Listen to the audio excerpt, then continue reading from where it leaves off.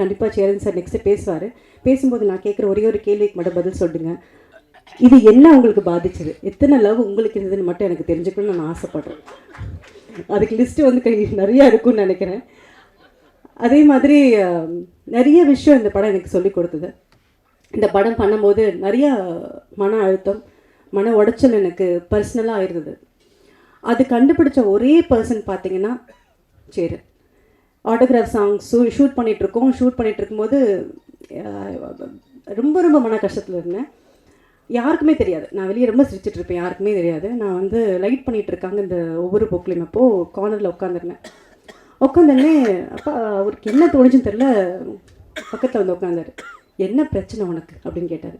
இல்லைப்பா ஒன்றும் இல்லைப்பா. இல்லை இல்லை ஏதோ ஒரு பிரச்சனையில் இருக்கேன்னு எனக்கு தெரியும், எல்லாம் சரியாகும் ஓகே அப்படின்னு சொல்லி அன்னைக்கு ஃப்ரெண்ட்ஷிப் ஆனது தான் இந்த ஃப்ரெண்ட்ஷிப் வந்து 21 வருஷமாக அவ்வளோ பெஸ்ட் ஃப்ரெண்டுன்னு சொல்ல முடியும். இந்த இண்டஸ்ட்ரியில் நான் வந்து மார்த்தொட்டி சொல்லிக்க முடியும். என்னோட dear best well-wisher and best friend யாருன்னு கேட்டால் நான் சேருன்னு சொல்ல முடியும்.